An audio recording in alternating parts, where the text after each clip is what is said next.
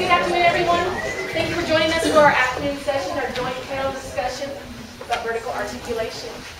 I want to welcome you first, and I'd like to just introduce you to our panelists, George Dedebo from Lone Star College Side Fair, Dr. Diana Polito from our UT Austin, Dr. Veronica Sardegna, also from UT, Dr. Comfort Pratt from Texas Tech, Dr. Tom Haja from UT Austin, and our moderator, Dr. Shansaro from UT San Antonio. Thank you so much for being with us today.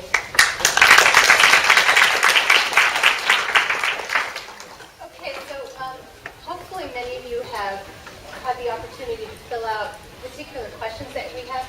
If you don't, if you haven't done so already and you have a question, you can funnel them up the sideline here and I'll pick from them. But the format of this is really just going to be kind of a conversation where I'm encouraging our panelists to kind of spitball off of each other, extend comments, and share their own perspectives on this broad topic. So I'm going to start us off with a general question, one that I hope will get the ball rolling nicely. And it's just, in your experience, what are some of the concerns or key concerns when thinking about the transition of language students from high school to the college or university level? A huge one is, are they going to continue studying the language they were studying in high school? Because what we are seeing is that a lot of them are not. So I have this huge concern because I have to train bilingual teachers and they get to me and it's like, how many courses have you had? Oh, when I got here, I just tested out and it's like something goes wrong. So they lose the momentum. That's why I wrote about maintaining the momentum from high school to college. So I did my research on that and discovered that only a third of them continue. A third. Another group did it on German. I did mine on Spanish. Another group did it on German. It was a third. So when I compared the two and realized they were the same, I decided to go back and do another one on French. So I did. And it was also a third.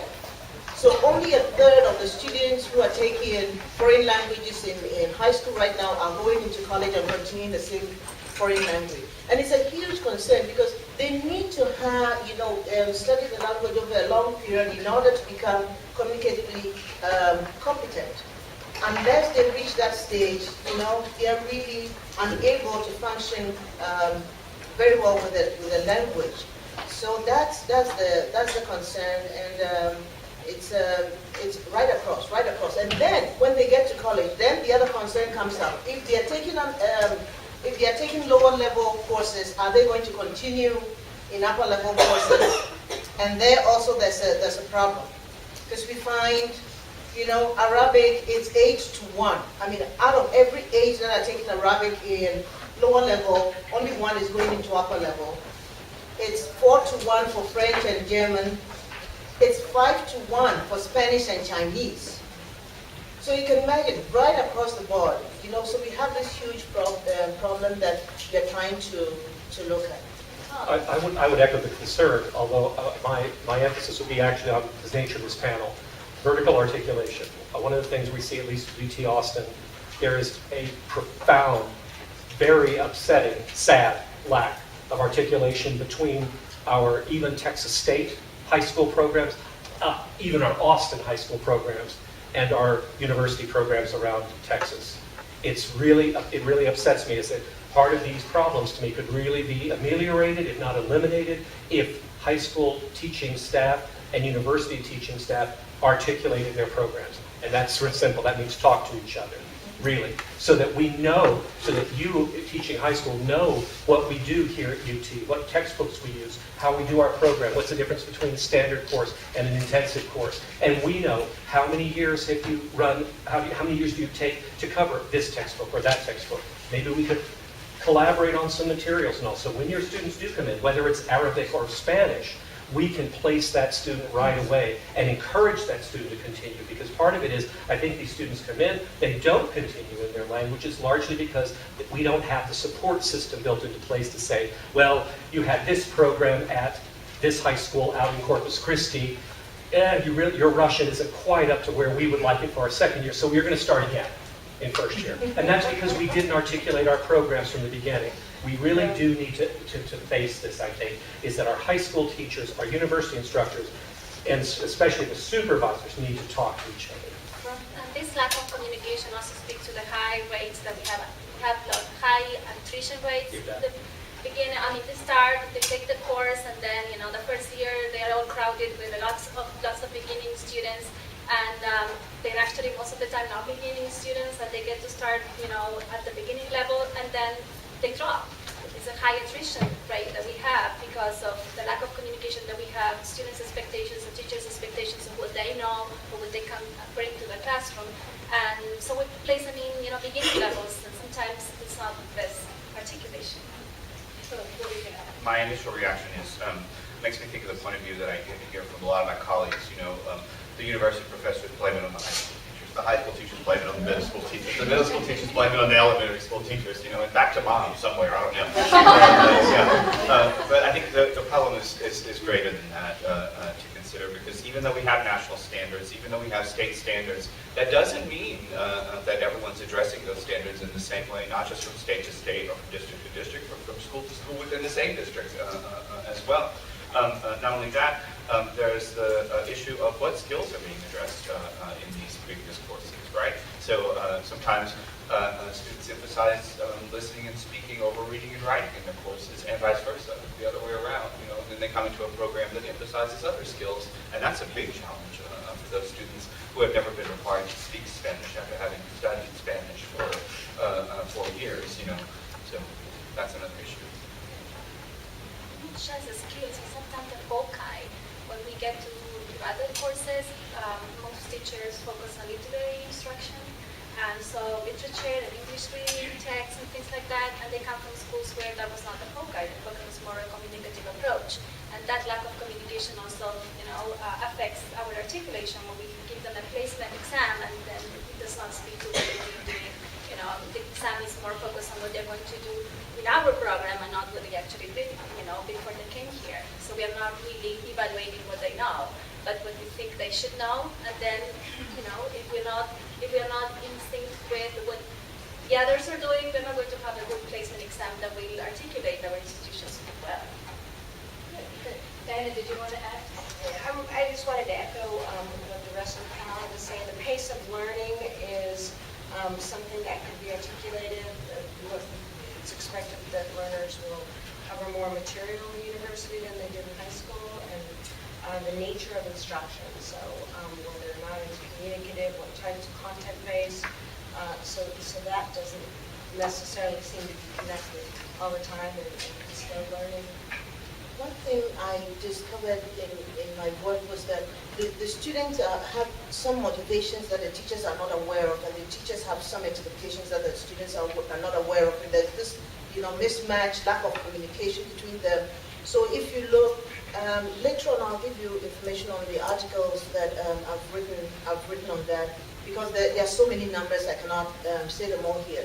But I just give both students and teachers the same items, more or less, okay?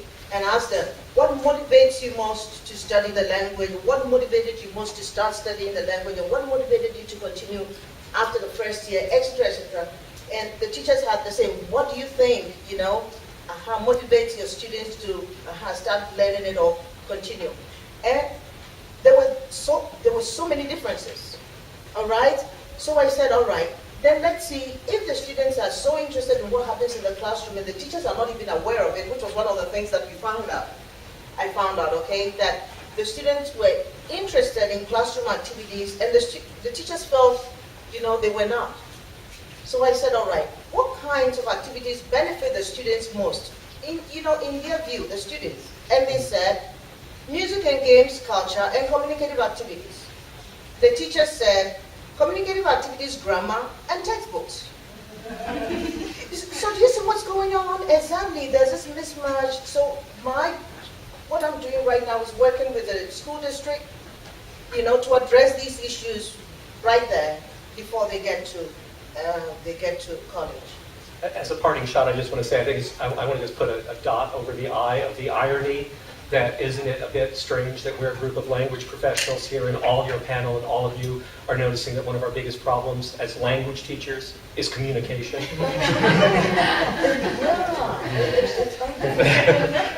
Yeah. Good. I think I'm going to springboard off of some of the points that were raised already with our first question from the audience. And the anonymous questioner asked, what's the best way to establish a pipeline between high school and college? Because it sounds like you've identified there's a need to do that. How do we do it now? I have recommendations that I made that I would like to just read a few things to you over here. The recommendations I made after my work, there were things like, good.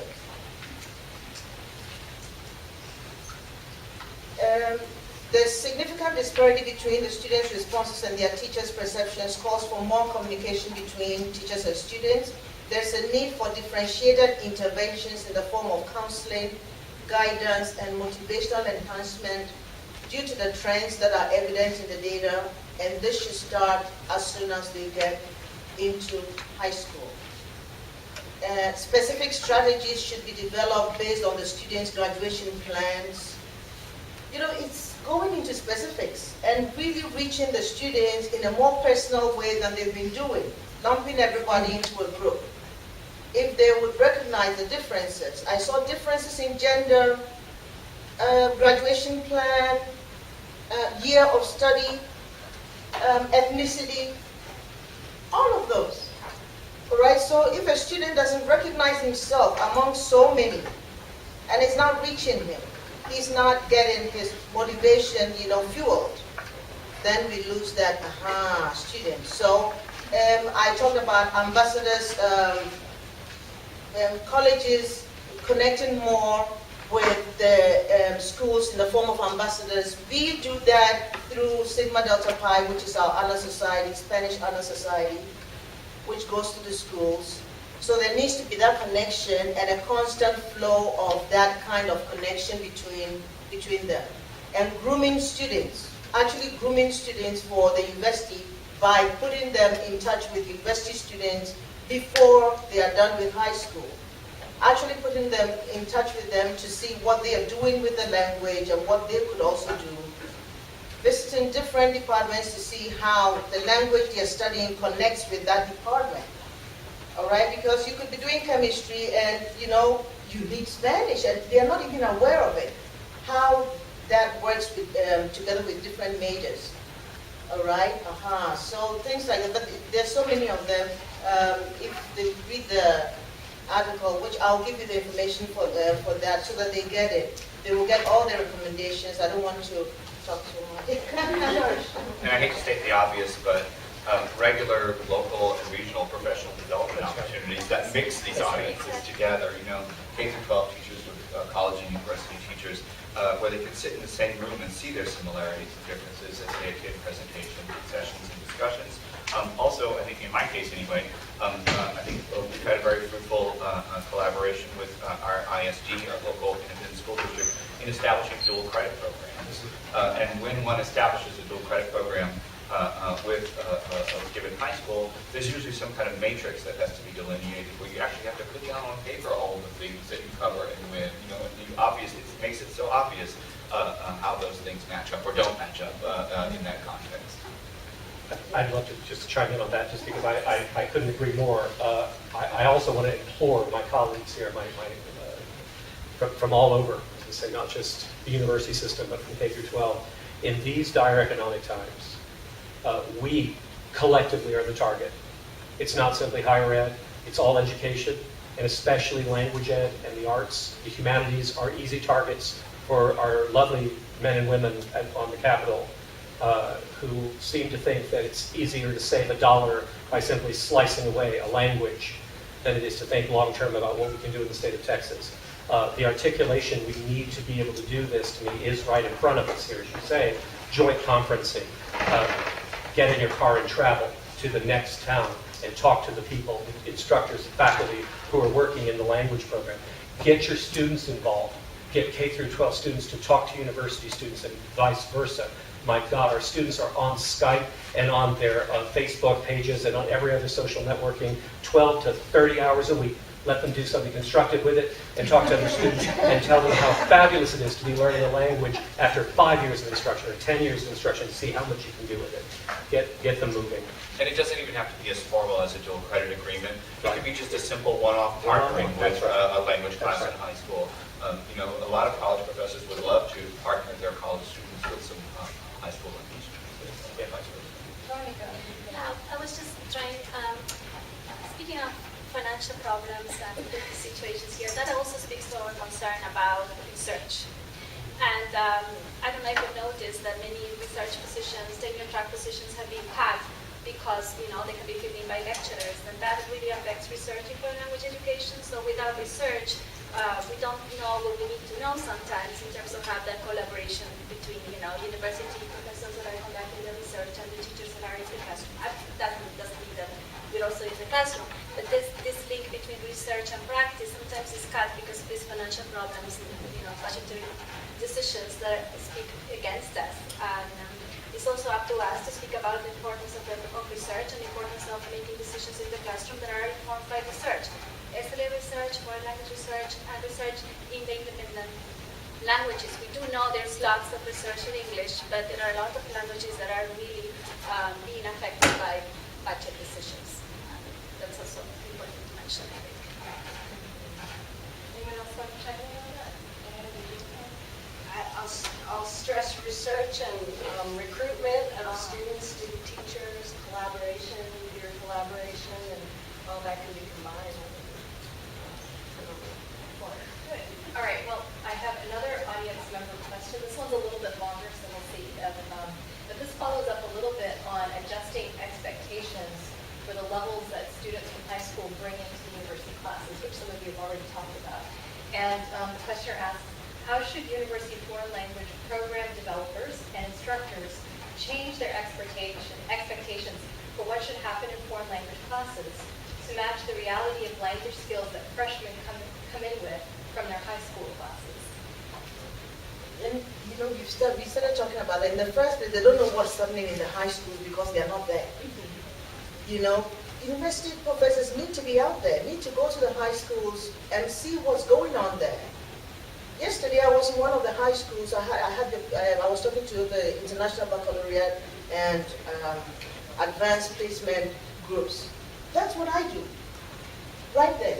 You know what they're doing. You know what they're. So I have a good idea what their level. You need to have a good idea what their level is. Communication with the teachers. You know what they're teaching. You know exactly how that is going to flow into college. That's why we sometimes have that, problem because there's no bridge. So that connection should be there in order to know what's going on there so that we don't have expectations at this level when they are over here, so that it's a, nice transition for them. And in fact, they even flow into it without realizing, oh, I'm finishing high school and I'm going into college. It's like they already know that they're going to continue, as if it's 13th grade, I mean, we've had that. This is almost becoming the point where someone simply needs to write this in stone and just post it somewhere. We have had metrics for nearly 30 years. We've had the actual guidelines. We now have the standards. We know how to do a common yardstick across programs, across ages, across levels, across languages. We have this already. I feel like Star Trek. We have the technology. We really do. And we need to stop thinking in terms of a K through 12 program and a college program as having different ultimate goals. We simply need to stop this. And ultimately, we talk about the student again, right, as coming up with usable language after 5 years, 6 years, 2 years, however the amount of time is that the student has to devote to language study. It should simply be this continuum. And indeed, it does need to be a well-articulated one so that a student knows coming out of a high school program in French, in Italian, in Russian, in German, in Arabic, in Chinese, moves into a university program and continue on that line, or better. I mean, in some respects, if the student already has developed reasonable proficiency in, say, French or Spanish, begin a second language. Go into Italian, go into something else, and flourish. because our government now is looking at us quite severely at what we do. Enough of the culture days that simply say, oh God, I just didn't feel like writing my lesson plan today, let's watch a movie. And assume that's going to take, and this is, I'm not talking about K through 12 here, I'm talking about all of us. We do this in university levels just as much. And we've got to stop that. Our government is saying we need to go from good to great. We've now had 3 national situations. The hostage crisis in the 70s, 9/11, unfortunately in 2001, and now a series of, shall we say, self-generated wars in which we keep finding out that we don't know how to speak or handle the indigenous culture of the countries we're trying to invade, apparently. And that situation has made our government at least parade something, what do we call it, a silk purse out of the sow's ear. That's a Texanism. Thank goodness we finally have come up with a reason now to bring our students not to just simple cultural competence or low proficiency, but really serious proficiency. And that should be our uniform and unified goal for all of us, K through 12 through 16.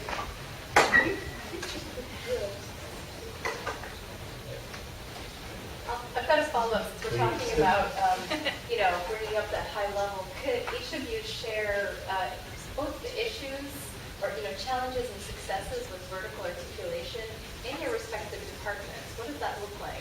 What's worked? What have you had to deal with? So let's just kind of go down the road. Who wants to jump in there? Sure.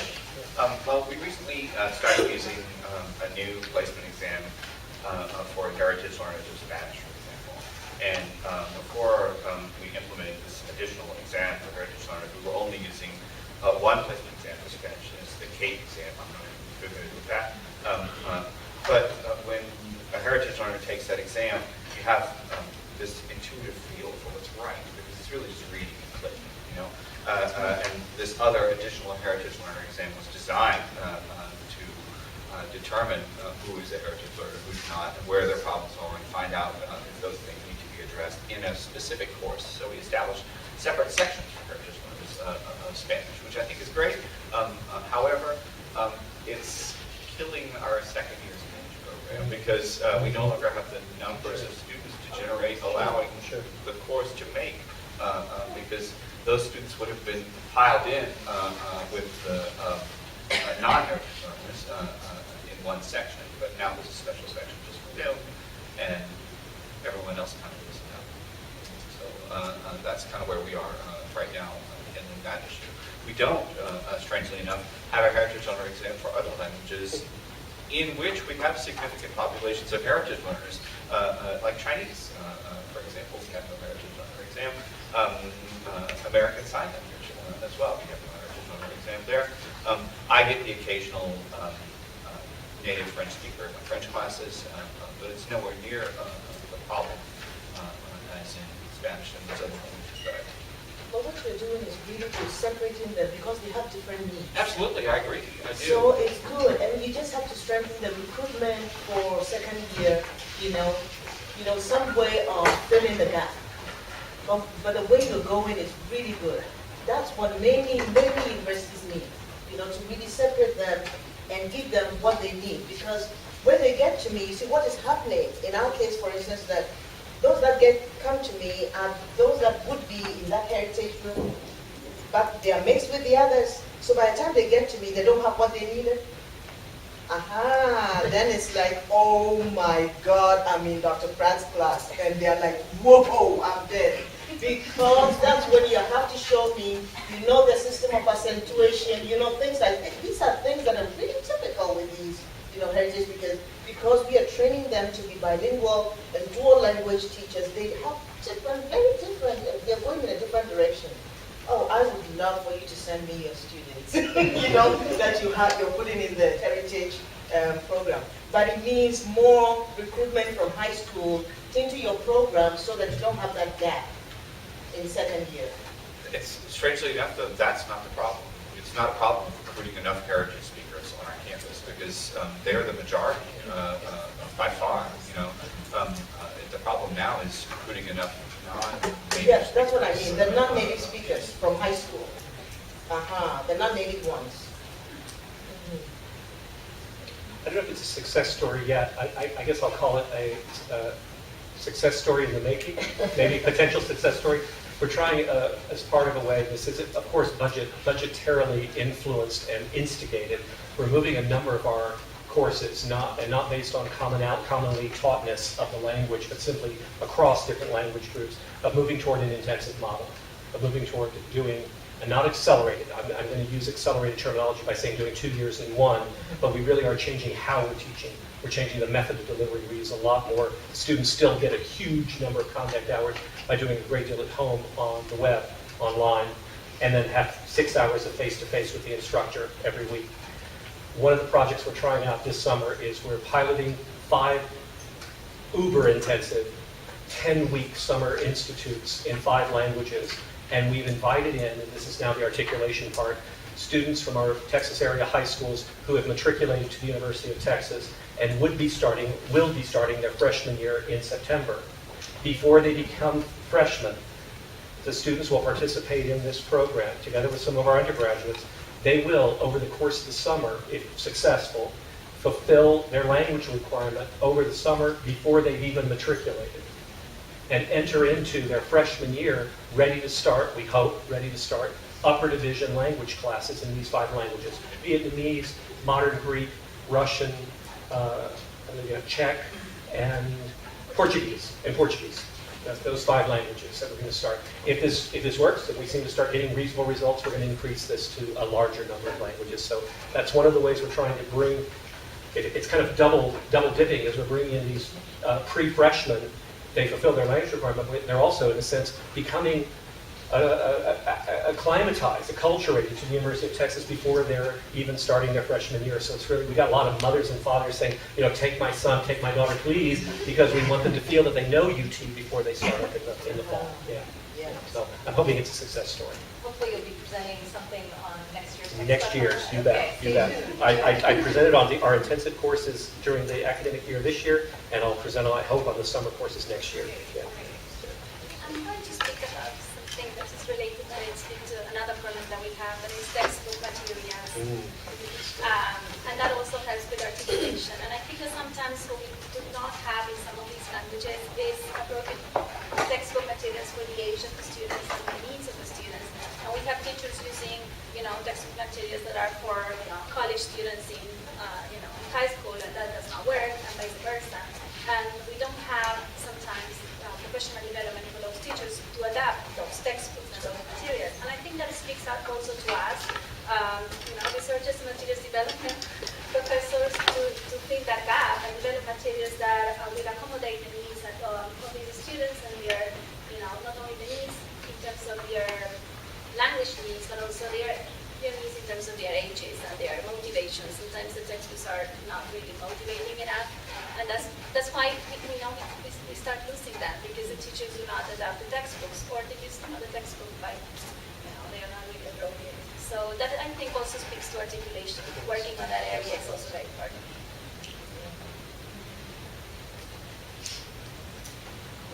Okay, I was going to ask then, within your programs, what about other challenges or successes you see in moving students from entry-level classes or even mid-level classes to the highest level, those that might be in literature or other content areas like history, social studies? What are the successes and challenges you see in moving to that level of proficiency?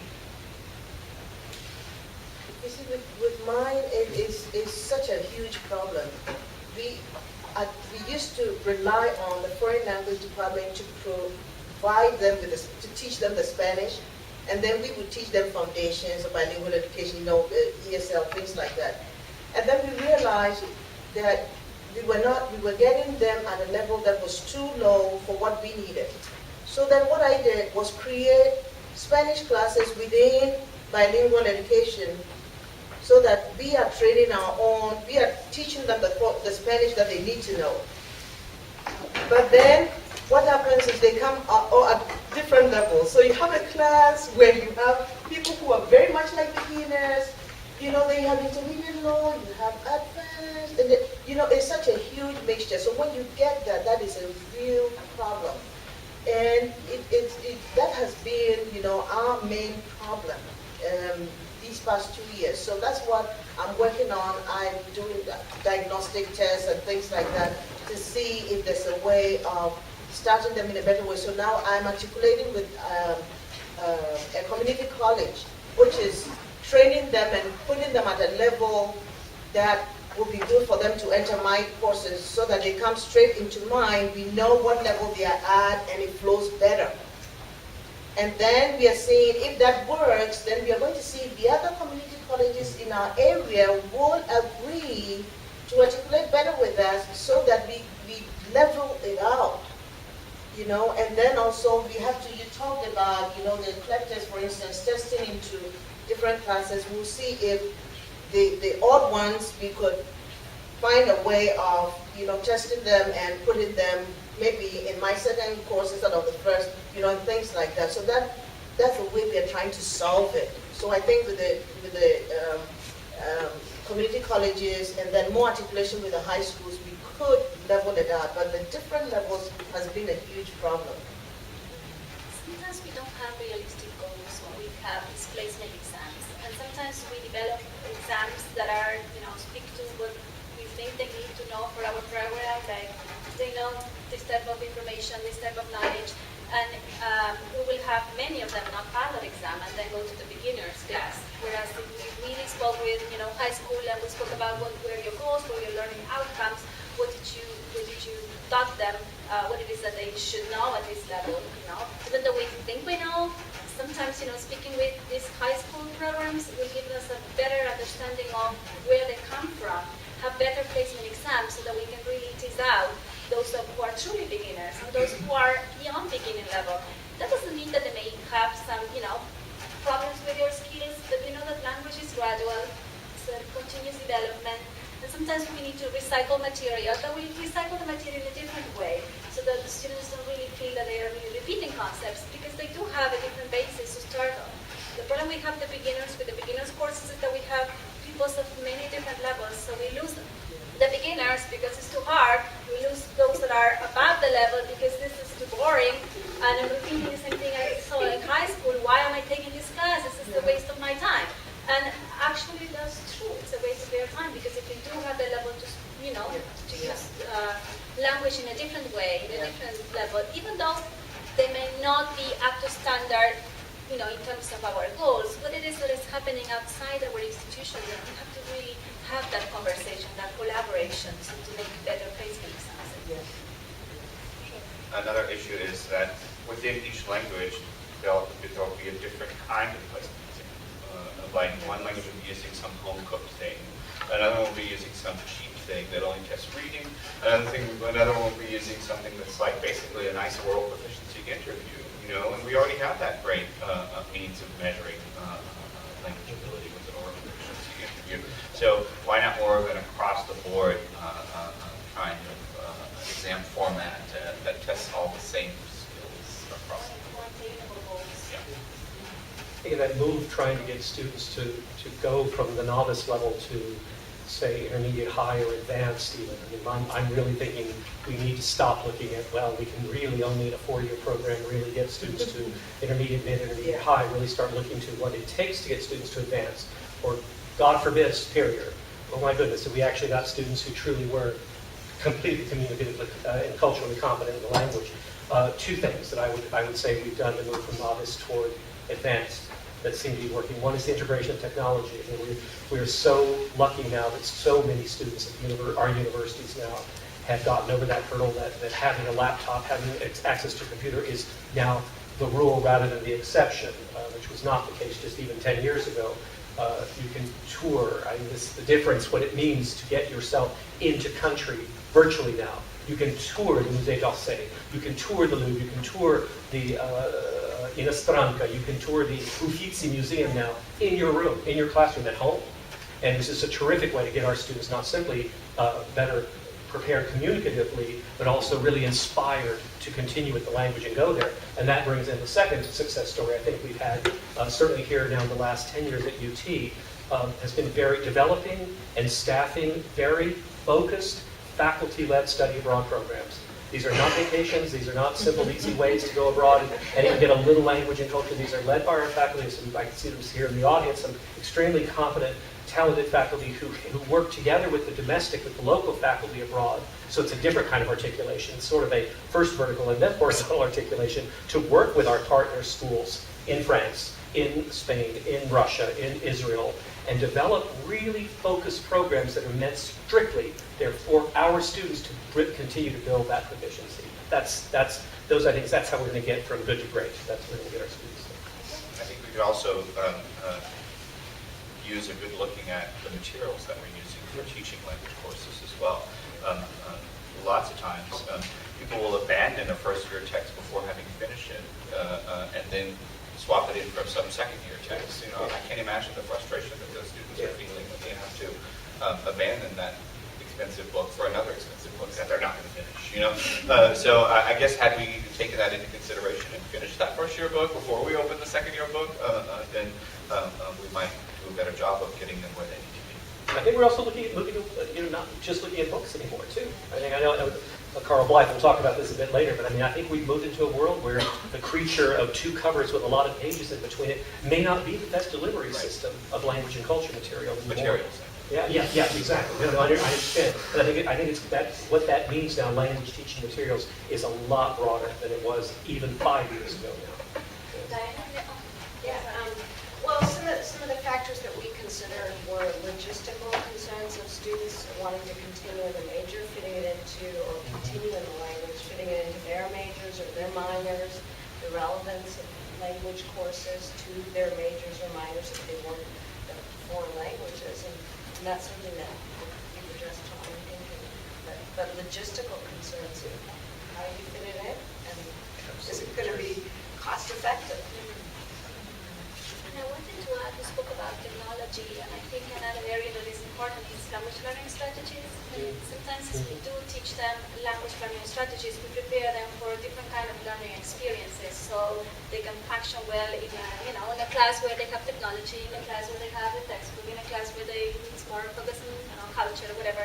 So bringing that awareness of the strategies that they have at their disposal and trying to prepare them for that will not prepare them only for the outside world and the communication and whatever when they use the language, but also for these learning experiences that will be different, Teachers are different, learning experiences are different as well. And that sounds important. Since you're talking about technology, which is my favorite area to discuss, I really love Paul, and I'm curious to hear more from you, but one of our questioners actually has a technology-related question.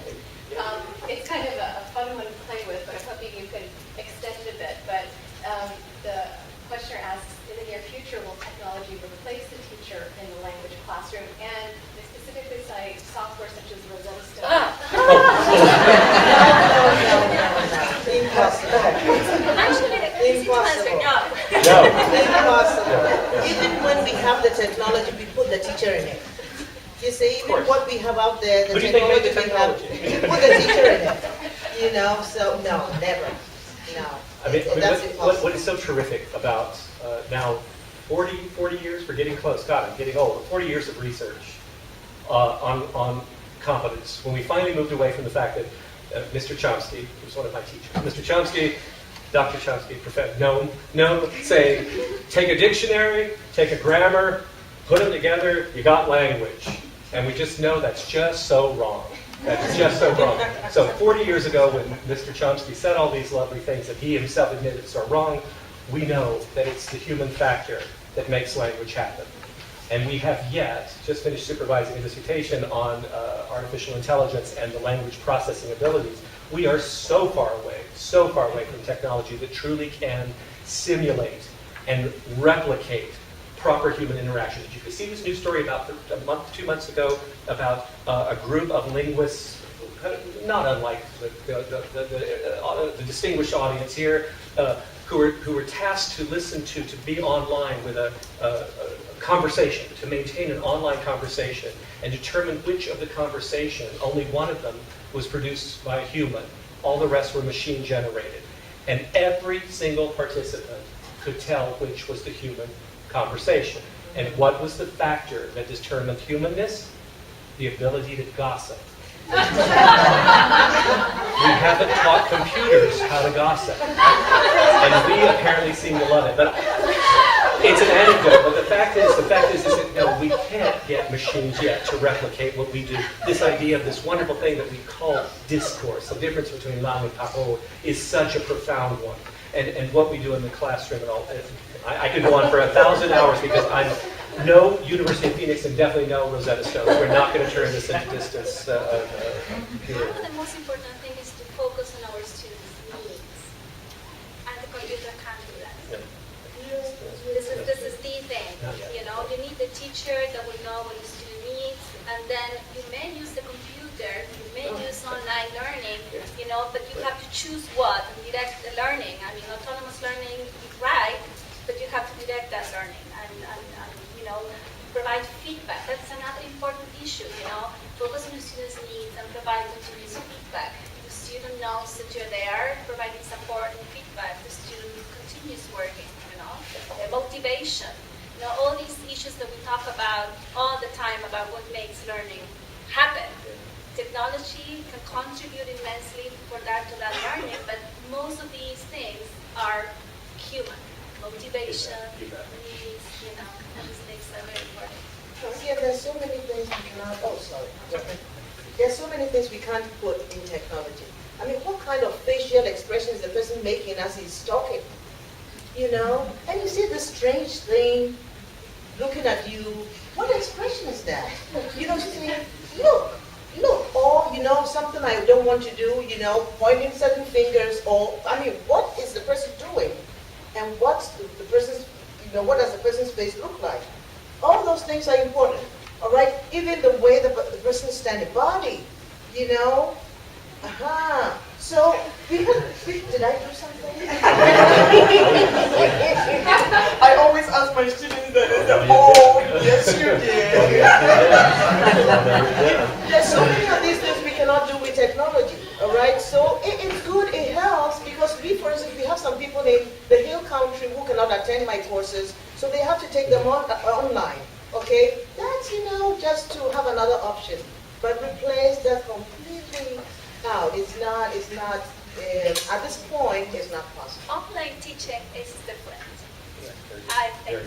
very different. Because when you talk about technology in terms of call and using programs that are standardized, that's one thing. There's no focus on the students' needs. There's, you know, it's just standardized. Just whatever activity, you know, somebody thought would work for any student, and any, you know, and that is not focusing on that. But online teaching, you have the teacher there. You know, if online teaching is done correctly and well, you have the teacher, you know, accompanying you. It's a different kind of teacher because you don't see the facial expression maybe, but now with video conferencing and, you know, you still have the teacher there.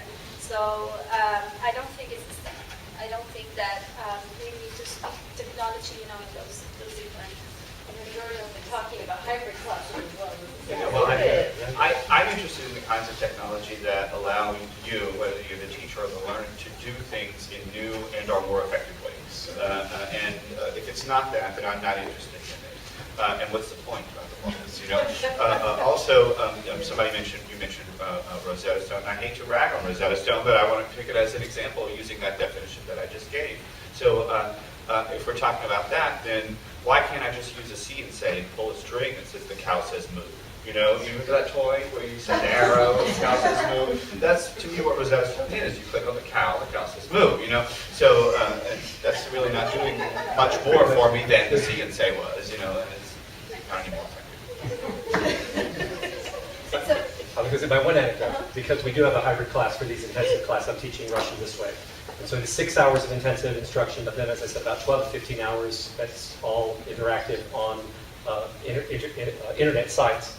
And there's a blog attached to the internet site so that we, the faculty, can keep track of what the students are saying about having just done this activity without an instructor. And so they write things. They said, oh, I had real trouble with this, or I didn't understand these words. That person spoke way too fast, or had a strange voice, whatever. We get all this information. My favorite was after a long period where this week, I saw the students pre-spring break and gave them tons of stuff to do over spring break, so they didn't see me for nearly 10 days.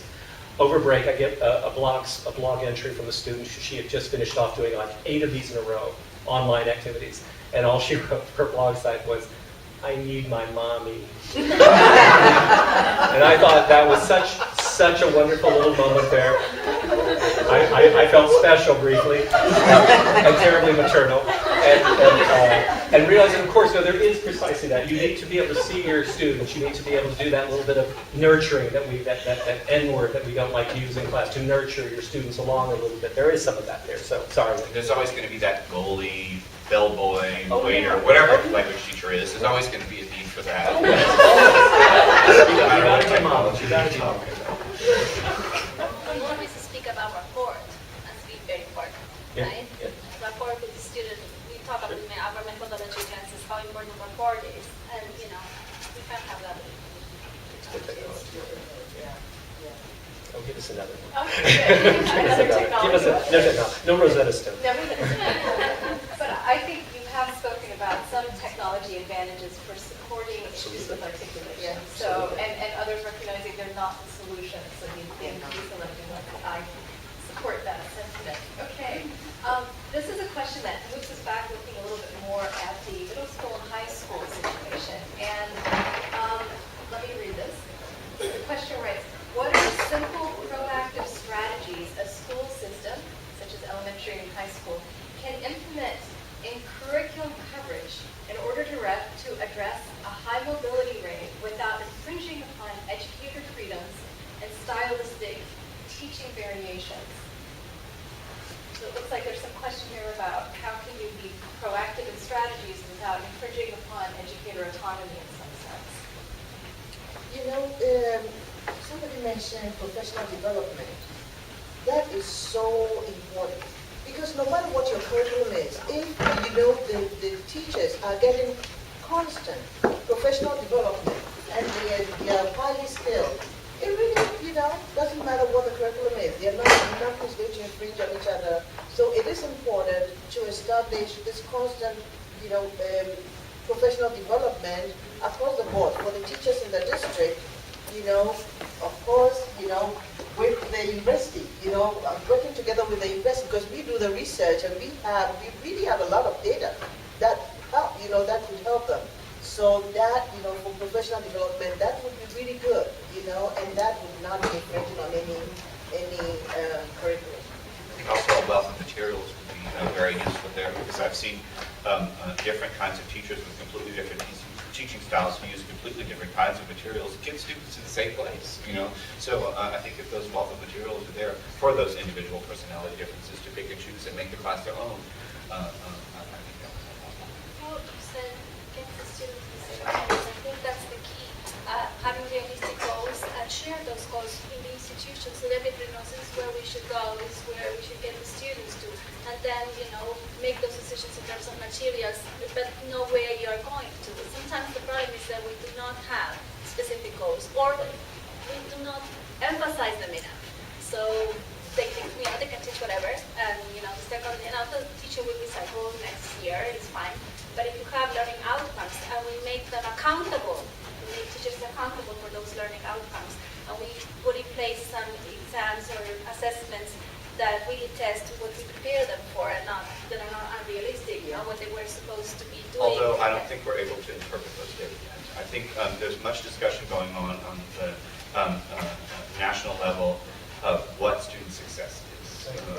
And I will never, ever, ever allow anyone to convince me that a C is successful. And if I can't go a C means success. And Sure. I don't buy it. So as long as we're measuring in these crazy ways, I don't know if I'm all. Assessment, yeah. Assessment is, as long as we have good assessment as a teachers, we'll move. And we also establish student expectations in that way. They know where they want to get at. Yeah. I think we need to see a time fairly soon, in the very near future, and I think this is exactly, I couldn't agree more, where we just simply need to move away from first year, let's take French, first year French, second year French, third year French, and really talk about novice French, intermediate French, advanced French. And that being that the goal of each of those, whether you want to call them courses or periods of time, however you want to describe it in your curriculum, is to reach a particular level of proficiency. And it may take student A a semester to get to a novice high, and it may take student B 2 years to get to a novice high, and so be it. We need to practice what we preach. We've been talking individual differences and learning styles and all sorts of these wonderful terms that I don't think are empty. I think these are meaningful terms, and we need to practice that. We've got to hold, in a group of 25 students, you tell me that we're all going to reach the same place after 1 year. We're not. And we need to simply be aware of that and stop insisting that when we finish first year, we all know this much French, and we're ready to go to the next step, because we're all going to proceed differently. And so I think I hope the next decade, this decade, will hold for us maybe moving toward this kind of proficiency benchmark rather than a year-to-year benchmark, and say what we're looking for is, in my course, I want to get you to that novice high level. And if you're not there, we may need to move you over, keep going. You're going to have to just keep working at that to get to that novice level. Then we advance you. And that's how we should, and I want to see this at the university as well. I want to get to the day that we no longer look at, when you finish third year Russian, you're fluent. Because that just isn't the case for some students. Maybe for some, but not for all others. So, yeah. But we're not going to get there by lowering the bar.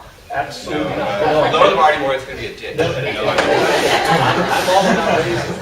I'm all for raising. We've got to stop saying that the best we can do in 4 years is intermediate mid. Right. We've got to stop saying that. We And do it's that. so strange because the APCO guidelines have been there forever.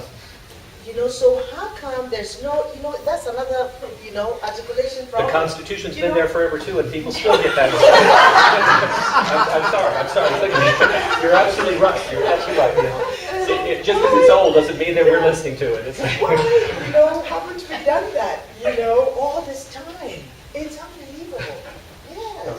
I know it couldn't I be. think that it will change the institutional culture, that students are not repeating levels because they're taking a course with another teacher who has totally different materials, totally different approach, still, speaking to the same level, but they have an opportunity to recycle many things in that different In a course. new That, way. you give them exactly a flexibility to the teachers to use different materials, make their own decisions, but trying to reach those same standards.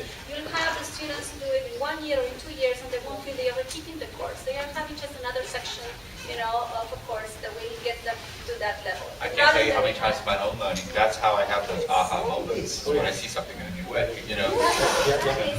Some students need the second time around. We need to be creative. You can't just go on doing the same thing, same traditional stuff. And that's why I get into trouble at times because I change things. Somebody's nodding over there.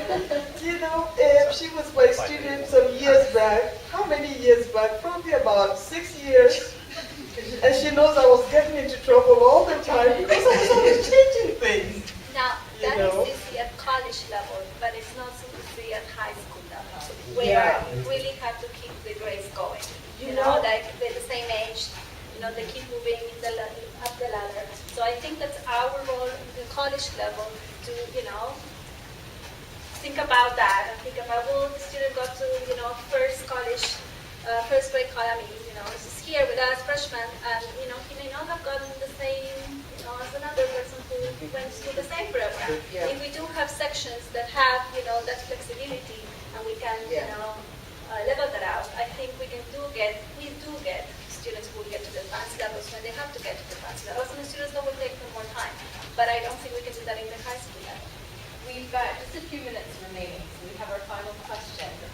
This was actually addressed directly to Diana. I think it's relevant in light of what we're talking about here with respect to level and expectation, that this could almost be a final thought for everyone to respond to, but I'll start with Diana. And the question is, can non-native speakers or speakers of English as an L2 attain native speaker proficiency?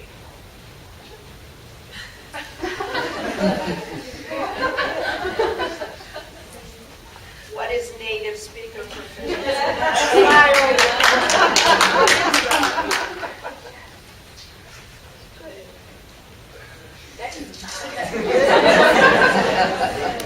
But it's in the Article guidelines.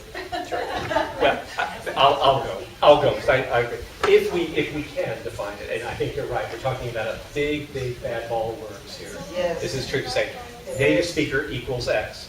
But given that 30 years ago, someone had the audacity, if not the brilliance, to say This is what a distinguished, i.e. native speaker looks like, a fully educated native speaker. And here are the character traits of language along these ACTFL guidelines.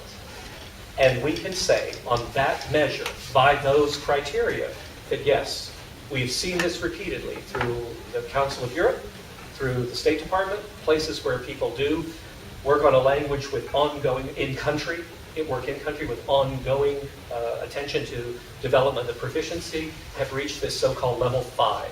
It's extremely, to be honest, extremely rare, and does require a very particular type of circumstance and student, and yet the bottom line is, yeah, you can get to that level. Now, I do love the idea of what is a native speaker. My own mother, I always use her for my experiments before I give them to my students on proficiency tests to see, is this a good sample, is it a bad sample, so forth. My mother is a native speaker in no language, even though she's bilingual. So she speaks Spanish and English, anyone would say, fluently. And yet, because she's never gone to school for more than 3rd grade, she does not fulfill the actual requirement in any language to be a native speaker. She loves this designation. When I told her, Mom, you're a native speaker in nothing. And she went, I love it. I feel much more empowered now. And so no, I think that's a terrific way that we have this. If we have these descriptors, sure, we can say we can get people to that level. Yeah. And a lot of people who live in the United States, who live in Russia, who live in Italy, don't reach that level because of either lack of education or lack of preparation, whatever. So yeah.